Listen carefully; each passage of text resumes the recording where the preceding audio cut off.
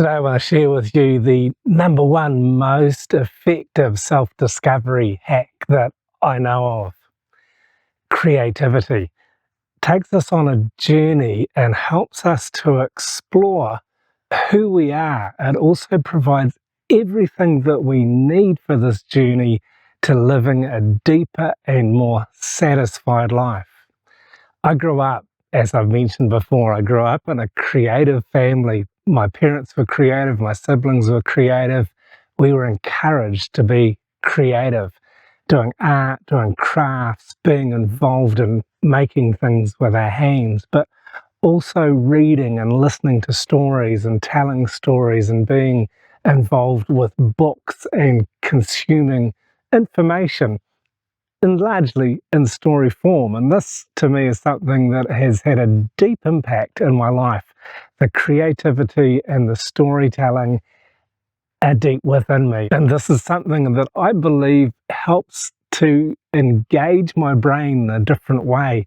And the creative part of our brains connects with our subconscious. This is where all these memories, all this experience, all these stories, and all the practical using of our hands is stored deep within us. And I think the more that we can connect with this and express ourselves creatively from this subconscious core, then the more free and happily and satisfied people we can be.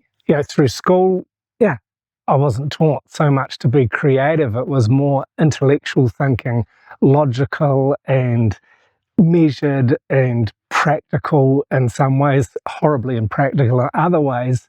But this type of thinking doesn't really connect with our deeper creative being. Our subconsciousness is in some ways pretty much ignored. Our imagination is often discouraged, and in these days, in this modern time, it's distracted. We're distracted from using our imaginations. I find when I'm doing my carving, I love to sit and carve wood in the evenings and on days off, and this is a time where I'm present with myself. I'm here and now. It's very meditative, and during these times, my thoughts tend to be more fluid and more intuitive, more creative, not just in concentrating on what I'm doing. I am all the time concentrating because I've got a sharp chisel or a sharp knife in my hand and I need to be focused.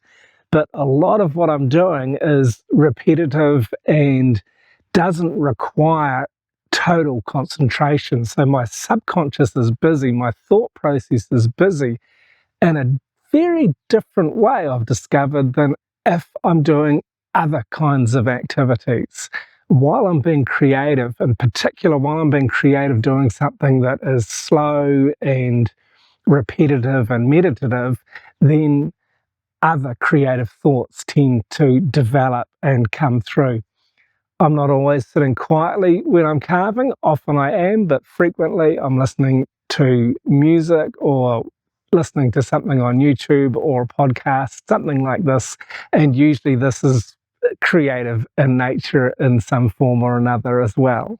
And I find as I'm active with my hands, as I'm doing something, particularly if it's a bit repetitive, my thoughts are deeper, my thoughts are more positive, and my subconscious is more deeply integrated into my thought process. So much more so that if I'm sitting without really paying attention to anything, and practically, particularly more so that if I'm sitting scrolling on my phone or just sitting in front of my computer monitor, not really doing anything productive. And this is a consequence of our modern times. If you're my age, you grew up watching television, and I think this is the beginning of our narrow, short attention spans. TV shows are broken up by commercials, ad breaks that are boom, boom, boom, boom, a whole bunch of information that we don't really want to know, that we definitely don't need to know, breaking up something that we might be concentrating on. So our attention spans, the level of distraction in our lives has just become commonplace. It's become part of our expectancy. It's part of what our subconscious expects to happen. And now in this age of the internet and cell phones, we are ultimately more distracted. Our attention spans have grown much, much, much narrower generally. And most of what we're watching, either be it on TV or on the internet, is not enhancing or encouraging or promoting us to be more creative people. Because if we're doing creative stuff, then we're not so focused on what's on the TV or what's on the internet. And this teaches us that information is obtained easily, that it's disposable. It's like junk food to us. It doesn't provide any real nourishment for our mind, our body, or our spirits. And it certainly doesn't help us to engage our imaginations because we're constantly distracted.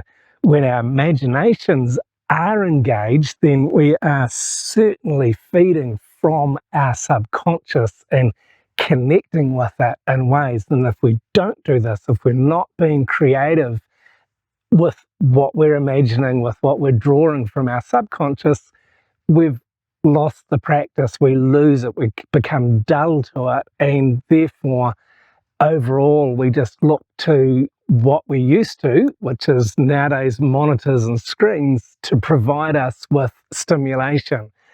Whereas I've found once I cut that out, I am so much more creative. I used to do a lot of video gaming. I used to love playing games, being in the same room with 4 computers with my kids and just really enjoying that. But since we've moved apart, I have stopped doing that. I just realized, no, I'm going to cut out the gaming. I want to do something that's creative. And also, since I've stopped watching news and I've stopped watching so much social media, I have got so much more time and so much more ability to concentrate on being creative. And by tapping into our subconscious, using our imagination, it opens us up to really exploring what's stored there, our emotions, our memories, our experiences, in creative ways. And this I find to be so freeing and so satisfying. And by accepting these things and pulling away from the distractions, for me it was the gaming and the news and the social media, and concentrating on exploring my creative expression, whether I'm carving, whether I'm taking photos, whether I'm making another video for YouTube, these things all build together to give me a greater satisfaction in life because I'm concentrated, I'm focused, and I'm being creative. Let me encourage you today to write down 3 things right now that you can do to become more creative. 3 things that you can express yourself creatively in doing. Put down your phone, turn your TV off, turn your computer off, and spend time with your imagination, digging into your subconscious. And I'm sure that you'll come up with fabulous opportunities to enjoy your life more. And if you'd like to know something that I do to help me to remain focused and to remain on track when I'm being creative, please check out this video next. And thanks very much for watching this one all the way through.